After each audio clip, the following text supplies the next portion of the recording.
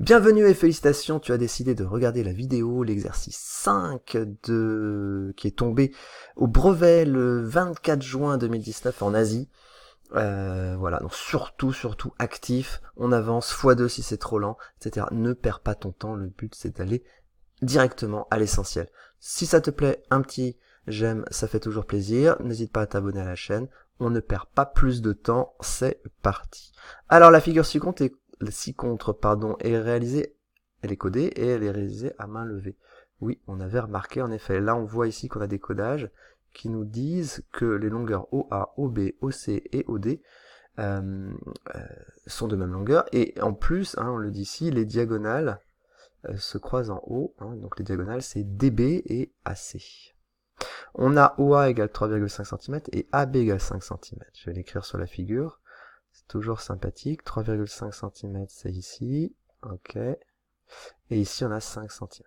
Donc là il n'y a aucun piège, les unités de mesure sont toutes en centimètres. On s'intéresse à la nature du quadrilatère ABCD. Peut-on affirmer que c'est un rectangle? Et enfin, peut-on affirmer que c'est un carré? Alors, allons-y. Ça, il faut connaître les propriétés sur les parallélogrammes. Alors, comment... Quadrilatère. Un quadrilatère, c'est une figure géométrique qui a 4 côtés. Ok. Donc, il y a les quadrilatères simples. Ensuite, un peu plus élaborés, il y a les trapèzes qui ont deux côtés opposés parallèles. Ensuite, il y a les parallélogrammes qui ont des côtés opposés parallèles et de même longueur. Après, un peu plus évolué que les parallélogrammes simples, il y a les rectangles. Il y a aussi les losanges, et le super quadrilatère, c'est le carré, qui a toutes les propriétés, donc il y a un rectangle et un losange en même temps. Là, on nous demande d'abord, est-ce que c'est un rectangle? Pour que ce soit un rectangle, il faudrait déjà que ce soit un parallélogramme. Ok? Alors, on va regarder ça. Est-ce que c'est un parallélogramme? Pour montrer que c'est un parallélogramme, il y a deux possibilités. Soit on parle des côtés opposés, parallèles et de même longueur, ou alors on parle des diagonales. Un parallélogramme, c'est un quadrilatère qui a les diagonales qui se coupent en leur milieu. Alors ici, est-ce que notre quadrilatère a des diagonales qui se coupent en leur milieu? Eh bien oui, O est le milieu de DB, O est le milieu de AC, donc les diagonales DB et AC se coupent en leur milieu qui est O. Donc oui, c'est un parallélogramme. Un parallélogramme. Parallélogramme. Ok. C'est un parallélogramme. Alors, est-ce que c'est mieux qu'un parallélogramme? Est-ce que c'est un rectangle? C'est la question 1. Pour que ce soit un rectangle, toujours pareil. Soit on parle des côtés consécutifs, et il faudrait qu'il y ait un angle droit, ou alors on parle des diagonales, et il faut qu'ils aient la même longueur. Alors ici, est-ce qu'on a des angles droits? Est-ce qu'on a des angles droits ici, par exemple, en A, en B? On ne sait pas. On ne sait pas. Par contre, on a des informations sur les diagonales. Eh bien, DB et AC en même longueur, elles mesurent combien DB? Et AC, elles mesurent 2 fois 3,5, c'est-à-dire 7 cm. Donc, 2 rectangles, ok. Ok. Maintenant, est-ce que c'est un carré? Ça, c'est la question. Pardon,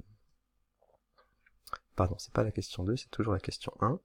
Donc ça, c'est un rectangle. Ok. Maintenant, est-ce que c'est un carré? Pour que ce soit un carré, le super parallélogramme, il faudrait que ce soit un losange. Alors un losange, encore la même chose. Le losange, c'est quoi? C'est un parallélogramme qui a ses côtés consécutifs qui sont de même longueur, ou alors le langage diagonal, c'est de dire que les diagonales sont perpendiculaires. Alors on va regarder ici. Les diagonales, alors les côtés consécutifs, est-ce qu'ils sont de même longueur? On ne sait pas, on ne sait pas si AB est égal à AD, ou on ne sait rien. Et les diagonales perpendiculaires, on ne sait pas. Okay. Donc on pourrait être tenté de dire que ABCD n'est pas un losange, donc il ne peut pas être un carré. Là, j'avoue, cet exercice, il était un petit peu délicat, parce que, regarde bien, on peut savoir s'il y a un angle droit ici. Est-ce qu'il y en a un? Pourquoi? Parce que regarde, ici, on a un triangle ABO. ABO, est-ce que c'est pas un triangle, ça? C'est un triangle qui a, dont on connaît les trois longueurs, 5 cm, 3,5 cm, 3,5 cm. Quand on a un triangle dont on connaît les trois longueurs, est-ce qu'on est capable de dire si c'est un triangle rectangle, c'est-à-dire s'il y a un angle droit? Oui, c'est la réciproque ou la contraposée, quand ça marche pas, du théorème de Pythagore. Donc on va voir. Alors, 2, donc pour ça, 2, Donc je sais que, je mets JSQ, je sais que 5 cm est la plus grande longueur. Je vais direct à l'essentiel, je sais que beaucoup de profs formalisent un peu tout ça, moi je vais à l'essentiel. Donc j'aime bien quand même faire le tableau aussi, tac. Alors, on va faire 5 cm au carré, ça fait 25.